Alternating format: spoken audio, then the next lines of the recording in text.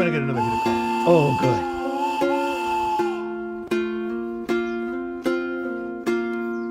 I guess we need a bottle opener too, huh?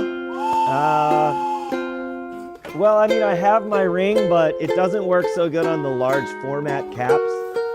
Yeah, got it.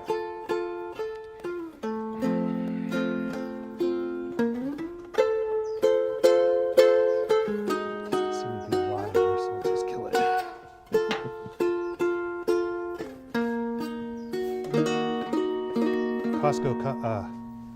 The Costco coffee that we get Yeah. went from $30 to $47. What? Yeah.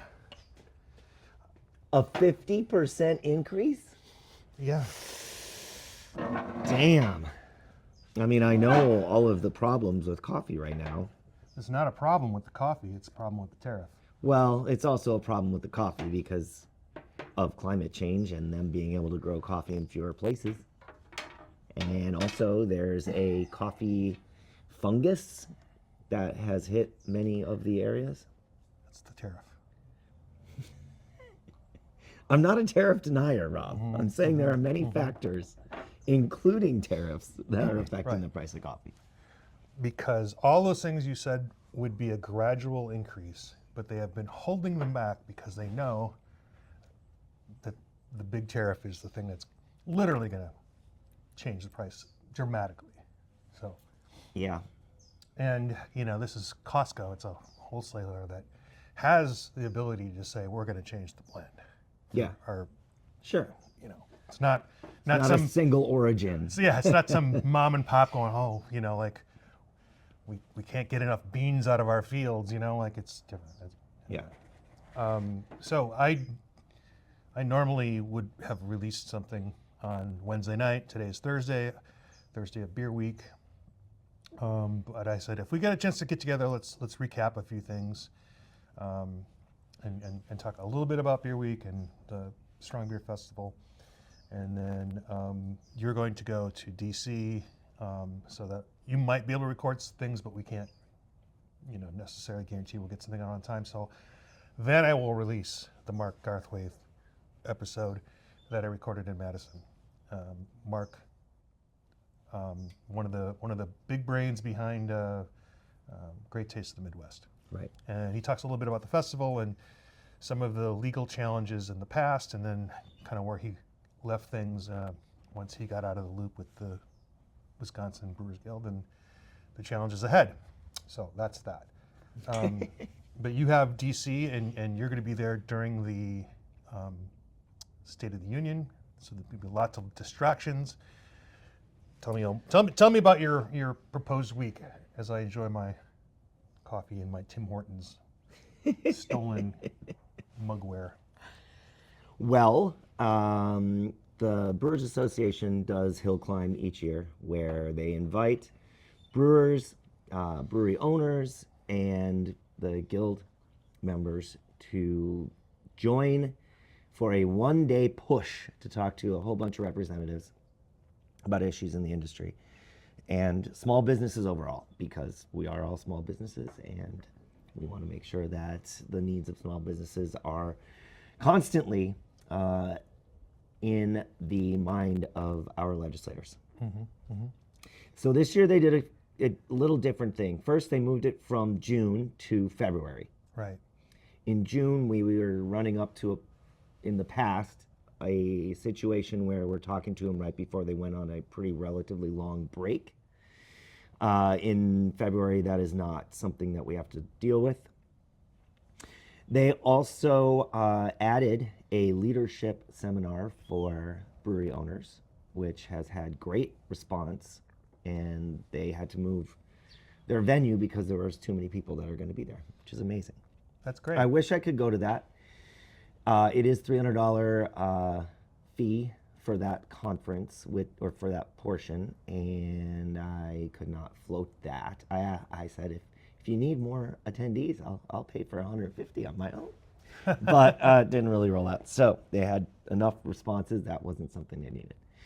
Then that's Tuesday. This is designed for brewery owners. Designed for brewery owners and brewery leaders, because not everyone that leads a brewery owns it, but yes. Sure. Okay. Our hill climb is on Wednesday, so we'll get up nice and early, have some coffee. They'll do a little talking, and we will go to the Capitol, take a picture, and then head to our meetings that day. I do not know what those meetings are yet. Usually we get the packet on that morning and we get to see where we're going. I do have some other scheduling things, so I requested mine early. I might get that today. We'll see. Right. They might still be setting up meetings on Monday and Tuesday. They often do, and Yes. as you know, sometimes you'll catch some in the hallway and take care of business, and then you can reschedule Right. somebody else, and it's a lot of work, and it should be noted that I think we're on our third legislative BA. I don't know what they call it, manager, Yeah. chief Coordinator lobbyist, chief lobbyist, in as many years, right? in 2 years. Yeah. Yeah. Oh, that's right, because we were moving this one up. Yeah. So, interesting. And is this the agenda, the platform more or less the same? USPS, tariff relief. We don't know. Yeah. Yes, that. Okay. I mean, here is the thing about the hill climb. It's not necessarily about what message you're trying to get out this year. It's that you are in contact with your legislators on a regular basis, and that, Oh, I know. Yeah. I mean, I'm not explaining it to you, Rob. Yeah. I'm explaining it to them.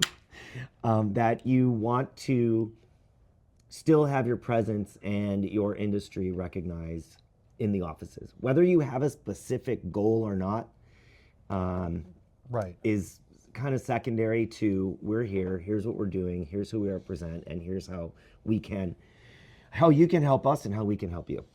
It's kind of like sometimes the thinking with festivals is your absence is more noted than your presence. That could be it. I think there are so many industries that come to these legislators that Would you like some of my beer, or would you like your own? I'll have some here, sure. So there's a little splash. That's We're great. drinking out of 2000, I don't know, 8, 9 era Sam Adams special glasses. But these aren't Sam Adams, are they? They are they have Came off. yeah, because California was so worried about lead-based paints, which I guess that's cool. That they started to rub off, Yeah. come off, and in fact, I think a lot of people who were enamored with the glassware, they just gave these out. They shipped them to homebrew clubs, and Yep. I probably had like 12 at one point. CBC, there was just stacks of boxes. Right. There were homebrewers that figured out if you use Star Sand on them, it comes right That off. comes right off. Very nice. And I was like, I left it on. I was like, Sam Adams, the company, has given me more than I have that I've purchased from them. Sure. I buy one occasionally, but Yeah. they sent me glassware. We got free hops. Remember that? Sure. So, anyway, sorry. So we're going to meet with our legislators Wednesday. Oh, Tuesday night is the State of the Union. So I don't know what Wednesday is going to look like. It could be just a hot mess, depending on what is spoken Right. in that speech. So that's a thing. There could be protests. There could be counter protests. And then Wednesday might just be everyone running around like chickens with their heads cut off, or I don't even know. Right. Right. So we'll see how that rolls. And then on Thursday is a guild conference. So all the guild leaders get together, and there are 6 different topics which different Right. executive directors will be speaking about to share their knowledge with other guild leaders. And then Friday I come home. Yeah. Yeah. It's going to be a packed week. I mean, it's going to be nonstop. It's pretty cool. I was thinking there might be an opportunity for me to be on either one of those ends of your trip. There's also the All-Star karaoke experience.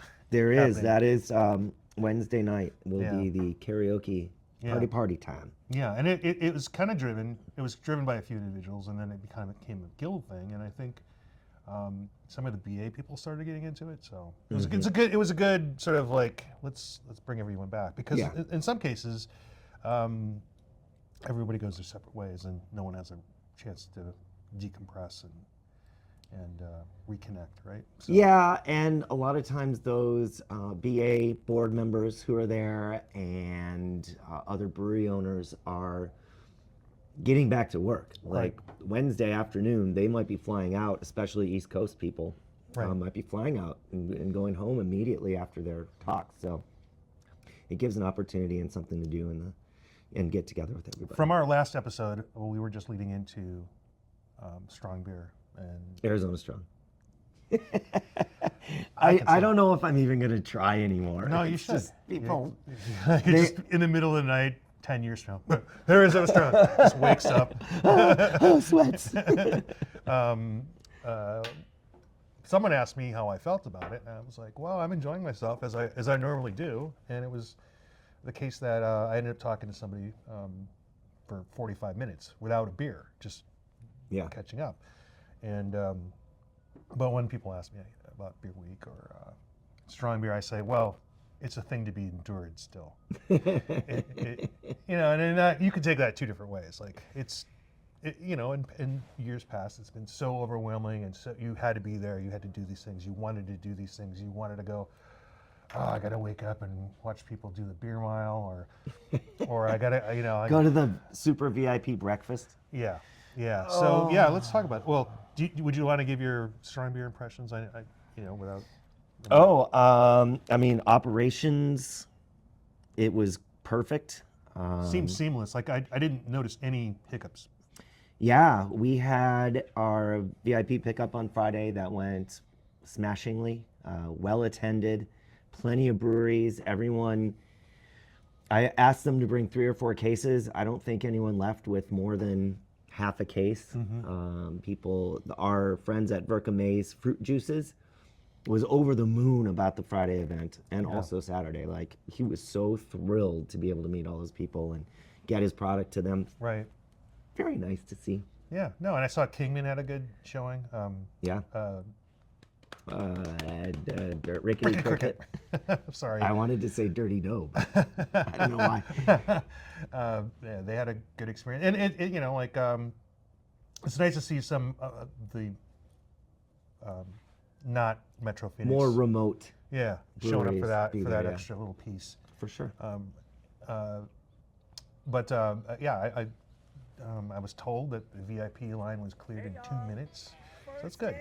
Seems right. They did the security at the entrance to the corral instead of at the entrance to the event. Right. Which was the big holdup in the past. Yeah. I think they did that last year too. But it really makes a It's big like difference. they do it once in a while and then they forget. Yeah. And you got to just, The express line for VIP, the people who had their wristbands the night before, dude, that just went right in. I know. I mean, awesome. It was great. It was great. Our new activations, the mariachi. You know what? You know who didn't show up? The Sons of the American Republic for the A250. Oh, man. They were going to have a pub experience? They were going to have a revolutionary tavern experience. And Steve from Birdie Brewing came up and he's like, hey, where's that thing? And I went, well, it's supposed to be right there between Mother Road and Santan. What happened? Where are they? Yeah. Don't know. But obviously, those guys knew because they had merged their activations together and there wasn't a big gap of 20 feet where it should have been. Right. So thanks to them, but I would like to know what happened. I did talk a lot about the it. British got them. Way. must have been, yeah. Waylaid. Maybe it was the Canadians this time. I got an email from the wrestlers that appreciated us having them again, and that's just an activation people love seeing. Yeah. Yeah, it was great. It seemed to be that the Arizona area was well attended, but it was also the one with the breweries putting up the money for the activations. The beer bike. Yeah. That was cool. Yep. Yeah, I threw a camera on there. I was like, how does this not have, like, I don't know, 360 degrees of camera mounts on this thing? Why? Right. So wouldn't you think that's people want to do that? I don't. The shots I got aren't great. It would have been a great way to get all the tent booth names as they went by. I pointed mine too low. I don't know. Maybe I'll put it up on the thing. I used my gimbal and put it on a tripod, held it up, and did some walking around, and that worked good. But the first time I did it, same thing. It was pointed way too low. Yeah. And I'm like, oh, well, that doesn't look good. Right. But I have those. If they would have ran someone over, it would have been perfect. But, it was good. It was good Silent to do that, disco, and then it went away during the general admission, which is perfect because it would have been a nuisance. Right. Silent disco. Beers of note, I don't know. It was more just catching up with everybody. I didn't have a clunker, if that's what anyone wants to know. I didn't have anything terrible. Hasn't been the case in a while. Right. But the reason I bring this up is I think the event's been solidly platformed and performing well, and the weather's been ideal for a while. I just want to say it's there for people who want to come back to it and to introduce new guests. I know the footprint has been, you're very good at adjusting the footprint size to what the expected crowd is, because it has a good vibe of crowded but not crowded. Yeah, we did reduce it this year, and I think that was huge. I think it really felt more intimate. Yeah. Of course, I was almost always in the Arizona space when I wasn't doing actual work stuff. But I did go over and I had a delicious beer from Beechwood. Yeah. I had an IPA that was Mosaic. It was wonderful. I got there right at the middle of VIP, and it was kind of ghost towny. And I talked to some of the distributors, and they were like, "Oh no, it picked up, and we'll have one of the beers I had. One of the first beers I had was at the sort of international imported beer section. Yeah. It was in Orval, and What?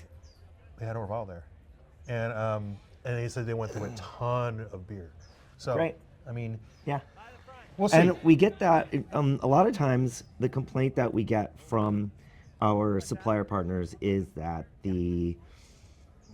if you're at the entrance, people come in, they have your beer, they take off and forget about you. Yeah. And that was not the case this year at all. I think the change of the footprint really, people spread out across all of the space in a really good way. Right. Yeah.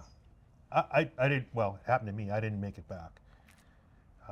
You get a couple conversations in, and there was seating area. It was shady. So Our good friends at the Arizona Society of Homebrewers did a quick and dirty competition. right, yeah. I do not have the results of that. They were supposed to send them to me, but they haven't. They did tell the breweries that Right.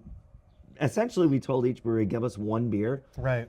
and we're going to do one round of one beer from every brewer that wants to participate. Then we're going to pick the 10 top, and we're going to go back. We're going to do another tasting of those, and then we'll have our essentially best of show. Right. So- They were pretty far along at the conclusion of VIP, Yeah. and I don't know what happened. But I do know that Camp Coolship, I think, did really well from Arizona Wilderness. I never got to have it because they were out of it by the time. I mean, they were out of everything. It went quick. Yeah.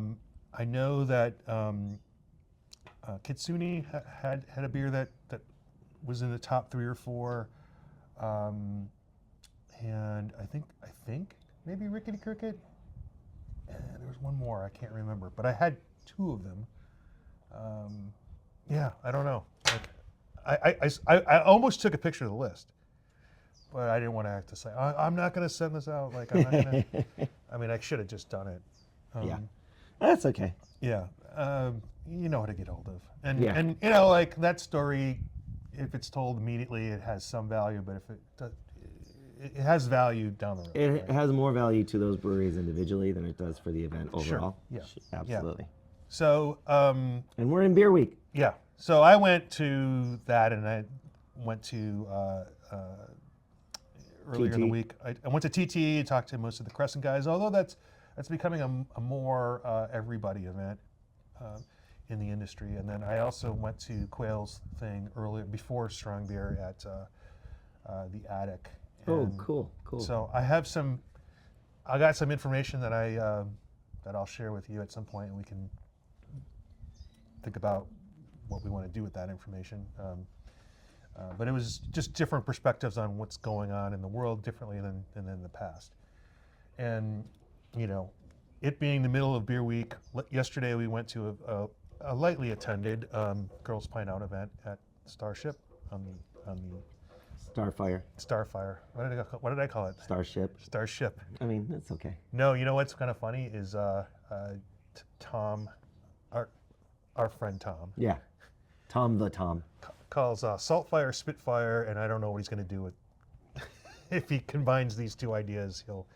He also called the Superstition Freeway the Metaphysical Freeway. So You know what? The Starfire and Saltfire. Saltfire. Like it gets me so confused. They're like 2 miles from each other, and I'm just like, totally different. But the rooftop thing, it was a little bit weird. The weather was like threatening. It never really happened. We got rained on. A little. We got misted on, Yeah. but the clouds were bad. The wind was significant. Well, we could have went under the deck, and they had crazy amounts of heaters. And crazy amounts of staffing. Yeah. Like they really went all out. It was their first beer event I know. at the space. Yeah. So It was nice. it was But very nice. there is a marked difference between this beer week and weeks in the past. And You know what we should do? While Take a we're break. on this subject, What? no, we should tell them what Starfire is. Oh, yeah. So Starfire is a nano brewery on the top floor of the Tempe Friendship Village Retirement Community. Yes. It's not the first, by the way. It's the first in Phoenix, not the first in Arizona. We seem- Of retirement communities? Oh, you mean like ranch house? yeah. That's not exactly. That's, No, I mean, that's a giant neighborhood. This is a little. no, it is a retirement community. Okay. Do you have to be 55 to be there at ranch house? I think so. Yeah. Ranch house. I think so. I don't know. Whatever. It is pretty cool though. Yeah. Yeah. And they have a beautiful setup. The restaurant's gorgeous, and the beers are great. Tyler makes some really wild beers, like super smoothie, fruity things, and lots of food-infused beers.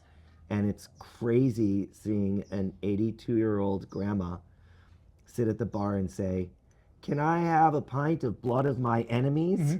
Like, it is wild, but it's pretty fun. Yeah, I would just say that it definitely defies expectations. Yes, for sure. And you know, if you get an opportunity to go there, you might be disappointed in that the hours that you think they're open, they're not open. Right. So just prepared to have a backup plan. Yeah. Also, Check the website first. evenings, you know, it's really reserved for their members, and you know, like they're gonna say, we really don't have any room today. You need a reservation because this is dinner hour. That happens. Huh. Yeah, and but then they might shuffle you off to the deck. Or the bar. Yeah. Well, the bar gets full too. Yeah, for sure. So you know, just be understanding. Like this is their thing by law. They have to be open. Yes. Do you want to the public? Do you want to make an issue of that? No. You will find somewhere to have a beer and sit on this beautiful deck outside. Well, they're I mean, canning it's now. They gorgeous. might be able to just send you away with something too. I don't know. For sure. Yeah. But Okay. Beer week. No. I mean, it was nice in that it was something small and something where I wasn't necessarily expecting to run a lot of people. Where I would have to. I'm not in the job, but like put on the hat, put on the persona, right? And those things existed in Beer Week as well, but it was just like maybe you would go at 2:00 to a tasting at Total Wine, and you would either know the individuals or it might be an out-of-state person. Sure.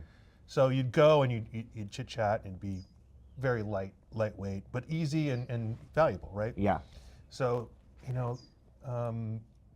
The day before, you know, Wren House, their Paradise Valley location released 4 cask ales on Tuesday. That's what they do anyway. But I'm like, I'm gonna go there. And like, was there a beer week hoopla about it? No, but that's okay. Like, but I do think a lot of these businesses need to put their heads together and figure out how to communicate better with each other and coordinate these things. They were all very upset when it went 10 days, and I said, this is so we don't step on each other, because there's only one Thursday, Friday, Saturday, and it got stacked up, and then the limited number of consumers were overwhelmed by the number of options. Right, and people would go to 3 or 4 Thursday events, and like, are you getting everything out of that you think you're getting out of it? And it was also, let's be honest, especially in the craft beer bars, it was, floated by a lot of distributors who would send their reps out, and that those days are over. So it needs a rethink. But I want it to be like also small for small things, like and targeted. Thing that is the conundrum is, although breweries didn't put their events on the Beer Week calendar as much as I wish they would have, they were all doing tons of things for Beer Week. Yeah. So if you go to their social media, they've got a list of 5 things they're doing for Beer Week, which is a lot. But if you go to the Beer Week calendar, go to Flagstaff. Right. Yeah, no, because the town and Lumberyard, they're very good at sending it out. And here's the thing that hasn't dropped yet. If you have an alcohol business, you are not being referred for new customers on social media. Your stuff, you're at where you're at, and you have to organically grow that. And so you could say, oh, well, we got all these followers. Like, no, they're aging out. They're leaving the platform for a whole host of reasons. There's bots. There are things. There are people who have an interest in making it look like you've got a lot of followers and all that stuff, but you are not getting new customers. Right. The algorithm is not sending a particular brewery's stuff to new people. They're not saying, hey, you like this, you should also like that. That is not happening any longer. Hasn't been for a while, but they've sent it to us as an organization. Right. So there's got to be a rethink on that, and it might have to go back to mailing lists and websites and but nothing happens if they don't talk to each other and coordinate a little bit, and also like I'd like to see some of those people at other people's events. Collab beer releases are nice. The happy hour, I think, is an example of what you're talking about. So we've done several happy hours. We have another one coming up in March, designed to get breweries together to just talk in an informal, nice afternoon way. Be there hour or two, zip out, no big deal. Those have not been well attended. Where in the past, our brewers would get done brewing and be like, oh, let's go to happy hour. There's going to be a bunch of my buddies there. Right. They go home. They have kids. Yeah. They're older, just like us. Like, they're tired because they worked all freaking day, and now they don't really want to do beer right now. Right. They want to go, I don't know, whatever they do. Understood. So I think all those things kind of relate to each other in the same way. Right. Well, I mean... Or I could be totally wrong.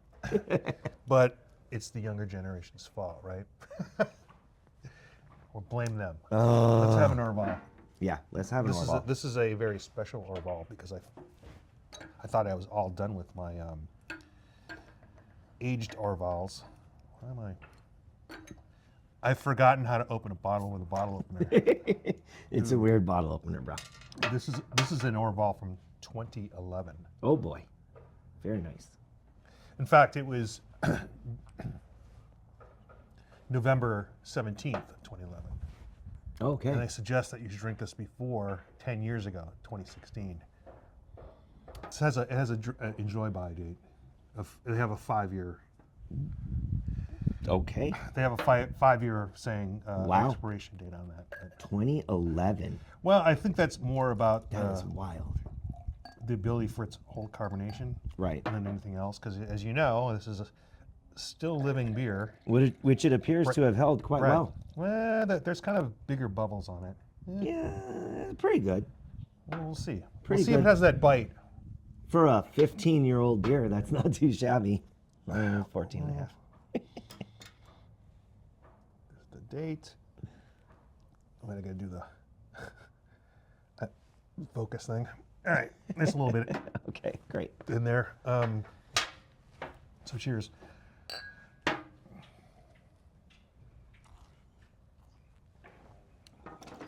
Oh yeah, that mouthfeel is totally gone because that Brett has continued eating all those sugars.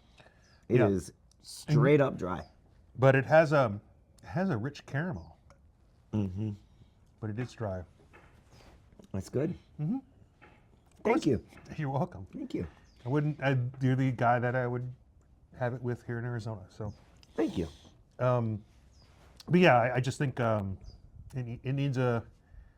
I think the elements are all there. There's clearly a desire, but I think in an effort to sort of like capture the audience, you're not capturing very much anymore.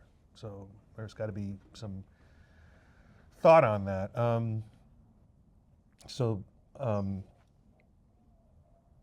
I don't know what the next step is on that. But I wanted to. I also wanted to talk about the Great American Beer Fest, which is moving outdoors, and I wanted to contrast it with our experience with our festival outdoors in February. So they made the announcement that it was not going to be In the Denver Convention Center. Right. It's going to be outdoors. right, and 5 miles from downtown. And I'm going to say, probably the first podcast after it was at the convention center, I think we pretty much said that this is going to happen. It's not going to be here. It's going to be in a different venue. I Right. think we said that, yeah. Yeah, 100%. And that was sort of leaked on the floor by a couple of folks, and I'm like, yeah, I can understand this. Even at its height, when they were getting 12,000 a per Each session. session, yeah. It was not the largest event at the convention center on that day. They would have these massive car Wow. shows. Yeah. They would have all these other events, and it's a huge complex. And so, with your beer-colored lenses, you didn't see that, but Sure. they never commanded. That's why it always moved, because Like they couldn't. which hall it was in. Right. Yeah. Or what date, because it was like the shifting between late September and early October. And it would with things like Oktoberfest, and it would have been ideal for them to pick a weekend and stick with it for. Like ours. Yeah. So they made the announcement, and they tried to PR it, and I don't know what it's like to work for an organization like the Brewers Association. I know what we have to face when we make announcements. I really wish they would have made, well, maybe they did the calculus wrong, or maybe they don't care, or maybe they don't feel strategically it makes sense, but they just sort of needed to make an appeal before that and say, hey, things are changing, and sort of prepare the field.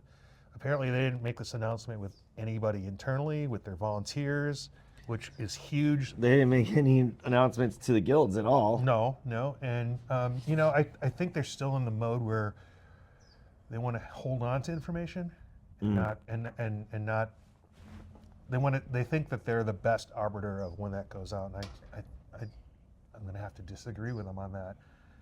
There was a lot of pushback when the announcement came out. Yeah, so it is at a music pavilion. So it would be like at the last time it was at Steel Indigo Park, barring COVID, that we decided to go back to Mesa Amphitheater. And there might be some great reasons for that, right? That we wouldn't be able to communicate effectively, but the people who are online saying, I'm not going, this is stupid, what are you doing, you guys are ruining it, or you guys can't figure this out, they just don't understand what the larger issues are. They're not doing this. I mean, they're saying everyone asked to have it outside, so we're having it outside. I mean, They didn't say that. They did literally. They didn't say everyone's asking to have it outside. They said you asked, and I'm not kidding you. They said you asked, and we are doing it. Because I skimmed it, so. that sounds like somebody got hired to do PR, or somebody wanted to emulate PR of. The you asked and we listened thing Yeah. is so overused Yeah. in so many parts of communication that it drives me crazy. Yeah. Because it's bullshit. Like- because if you asked, there's like 4 people then. Right. 4 people asked. Oh, well, that's a big sample. Over like 30 years. Like Yeah. the guy that asked was probably 45 in 2000. 3. Anyway, I don't want to sound like I'm beating up, because here's the thing. You're like, the weather could be terrible, and I'm like, It could. it could be like we have our festival. It could be 64 and sunny. It could be like it was in 2011, complete deluge, and like a 30-degree drop in temperature, 50-mile-an-hour winds. Everybody lost their tent, and I swear to God, right after, it was everybody's favorite event. This was so great. I looked back and reread some of the accounts. One of them, by the way, was Zach Fowle, Yeah, back when he was writing for the New Times. right. And one of my friends, I think you know him too, Jeff Moriarty. Uh-huh. And they talked about just enduring it, and like they had nice things to say. Like they understood that it wasn't our fault, right? Right. By the way, I wasn't part of it then. I was still with the homebrew clubs, and I was kind of trying to think, like, did we have online tickets? I don't remember. I don't remember how I got my ticket. I think the first year that we had a serious online ticket sales was when I started. Yeah. So I don't know that there was I don't think people were in a habit of checking their emails before they went. I still think that's the case, these days too. But like, there wasn't a way to tell people. Because I definitely had a sense that there might be a weather event, because I literally went to Costco, bought 500 trash bags, and we sold them at The booth. At the booth. homebrew booth. yeah, for like $2 or $3. Yeah. Like Yeah. so, like that's a huge markup on it. I mean, but it was perfect. So we sold a bunch of people trash bags, so they wouldn't get wet as much. But those things can happen. But when people say, well, it could snow, like, yes, it could snow. It could do all those things. But you're in Denver, and there are still thousands of people that you would probably want to talk to. They're going to be in the bars. Like, they're going, like, I mean, first off, people don't like change. Yeah. Period. yeah. Period. Second, people think it's their festival, which means they Right. really enjoy it and they like it. People will still come from all over the country to attend it, to see their favorite brewery from across the country that they haven't been to in 5 years, and they Right. want to try the beer again. All the reasons people go to GABF will still be there. People don't go to GABF because, oh, it's indoors and it's always consistent. Right. That's not, they go because they love the experience, and the experience will still be there. It's whatever they make of it. If they Yeah. want to come in and be upset and not do it, I don't know. My biggest question is, how many breweries, A, are they going to be able to fit, and B, are going to want to be there? Right. Because of all this stuff. They've made the decision that they're no longer going to seek the amount of money that they used to make. Mm-hmm. Right? Because they haven't made that amount in a while. I know how it is. Yeah. But they decided is to make an amount of money without investing a lot of money, or as much money. I shouldn't say Right, a lot. right. Because it is a big Lower the investment. overhead. Yes. And lower, believe it or not, even though it's outdoors and there's a lot of things they need to learn, they're trying to lower the risk. Yeah. There are people like, well, they should move it around. Like, literally, I think there are a lot of things that Colorado state law make it easier to do that kind of event. Yes. Like, we would have a problem. Like, if this said, hey, guess what? We're giving it to Phoenix. We're giving it to Arizona. we would have a huge legal issue about breweries sending beer that don't have a physical presence or license here. They would have to get a license in order to serve there. This is the problem that Great Taste is having. Yes. So, And they didn't have that before. No. And they changed the law to make it worse. right. For other reasons. But and also protect their breweries, right? Right. So this is protectionist legal Right. moves. And sometimes right. we're all for that. I think the breweries didn't ask for that. Well, we'll get it. You can listen to the episode coming up, but yeah, but there was totally unintended consequences. But Right. like it literally, if they said, "Hey, yeah, guess what? Next year you guys are having Great American Beer Festival in Phoenix." Like, what an amazing opportunity! But like I would tell you, the logistical challenges on the law would be incredible. And like I think our breweries would be like, "This is great. Oh wait, it's not," because like now the burden is on us more so than ever. To supply more beer, to have more events, to host more people, to overextend my staff. Yeah. We don't have the history of the team of volunteers that they have. I mean, like they literally have like 6 or 7 different teams with different colors. Southwest Airlines too. Yeah, and they. Oh yeah, I mean, I don't know. Does it take like 2,500 volunteers to put that on?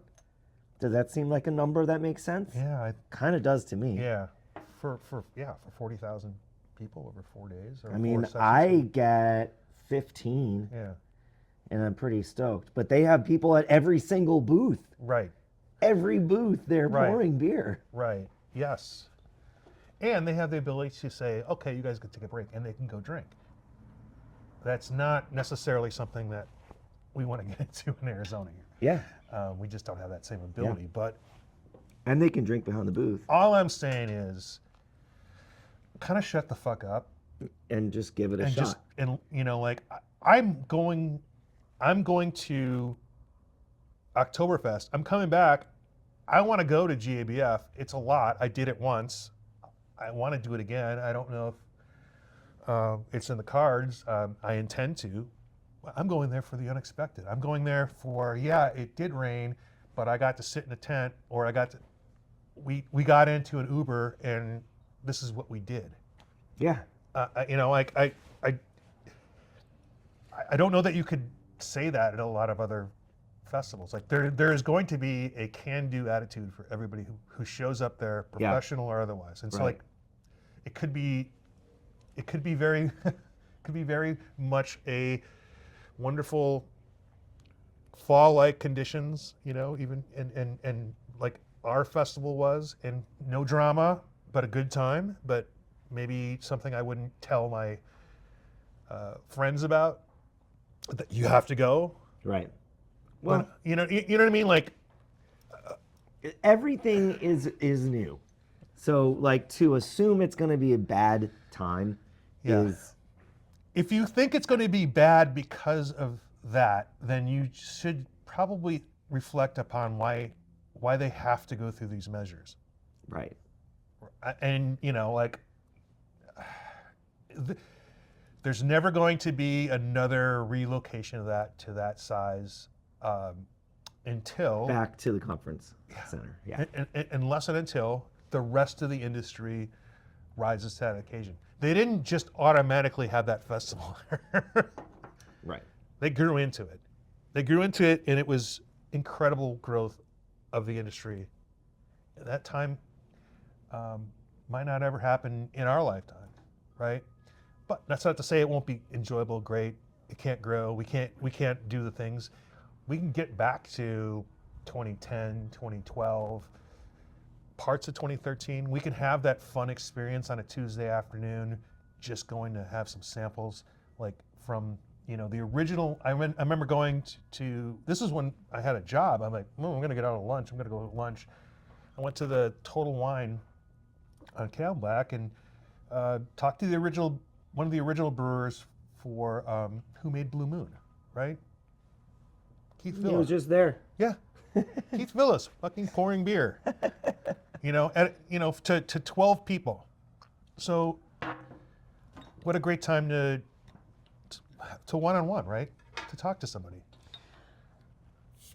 And I think that doing little gatherings like that is a great opportunity for our breweries to reach new customers and to say thank you. Right. Like, yeah, what about Wednesday? 5 breweries are going to be together at this Right. place. They're going to have their brewers there. They're going to be sampling some new beers that they're releasing or whatever. Right. And to have just a more casual drop by and check it out kind of environment instead of this high pressure, everyone must perform at this level all the time right now. I don't know, maybe just like a little more lightheartedness and fun instead of everything being like end of the world. We have to make money on everything. Clearly, the guild could help facilitate that. There's no monetary benefit to the guild for doing that, but it's still for the good of the industry. And that's why our members pay dues, is for the good of the industry parts, right?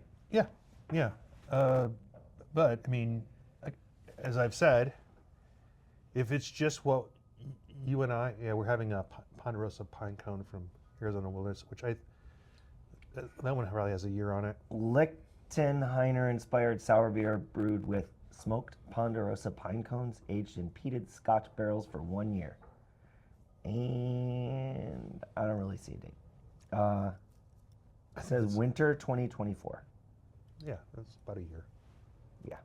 2 years. Yeah, go ahead. No, you go ahead. No, you. I'm with you on that.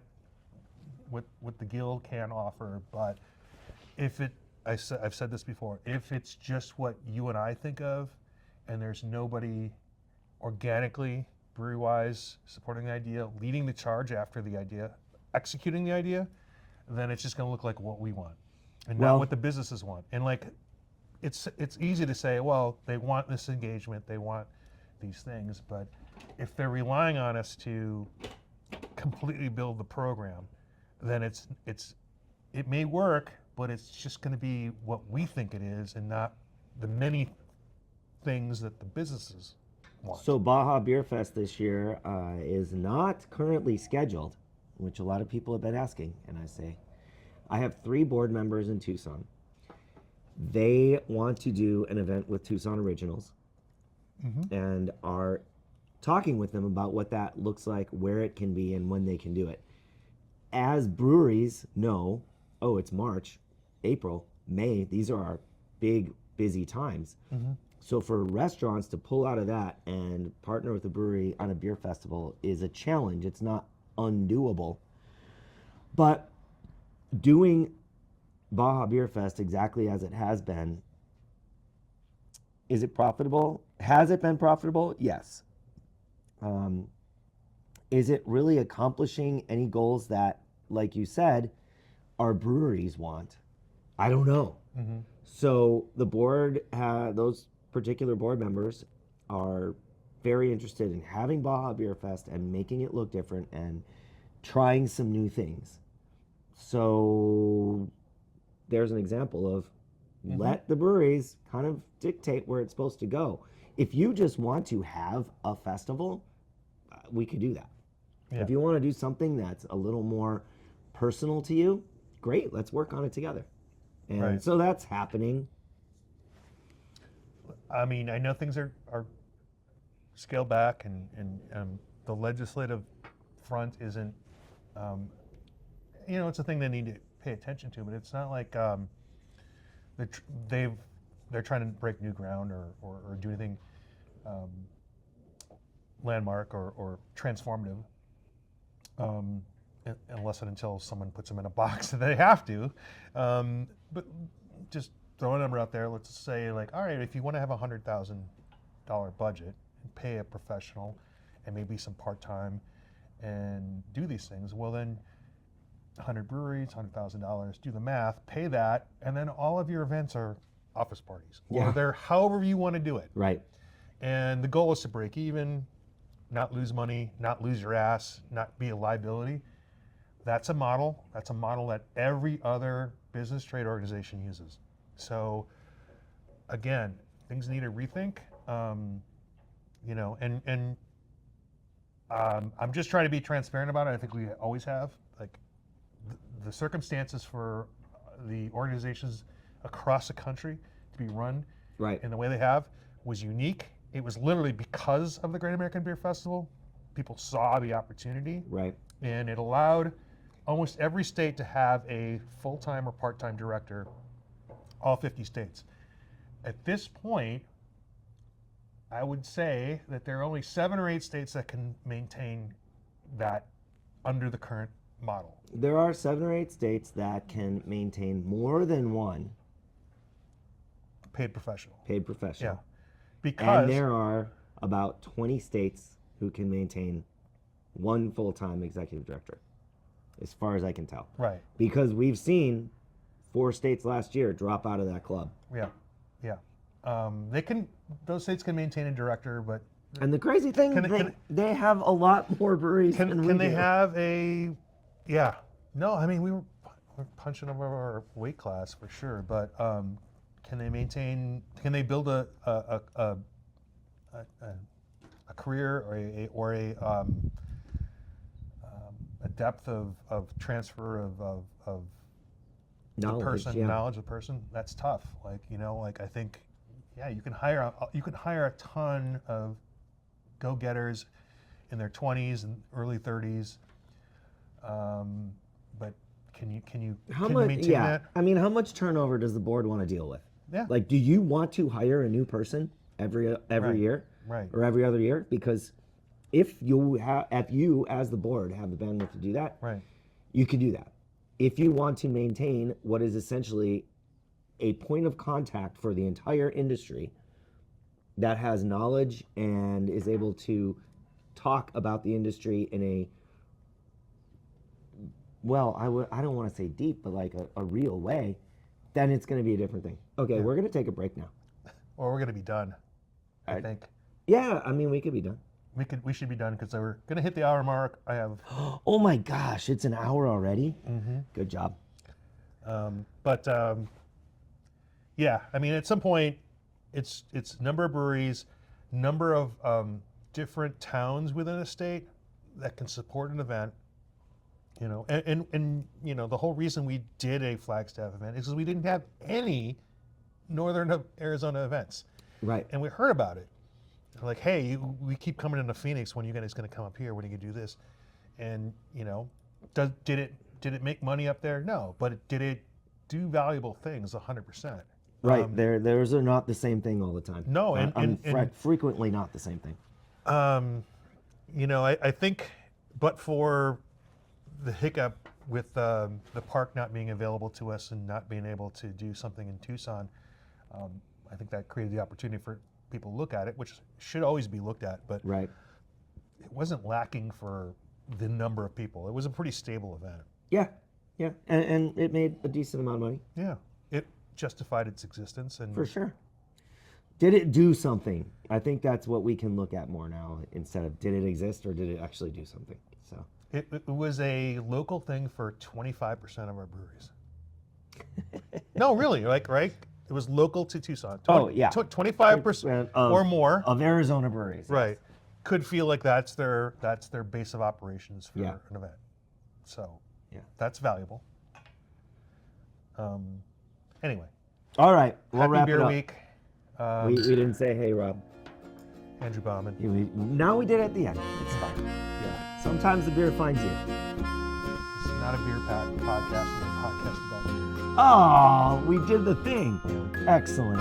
Thanks for watching, listening, and being part of Arizona Craft Beer.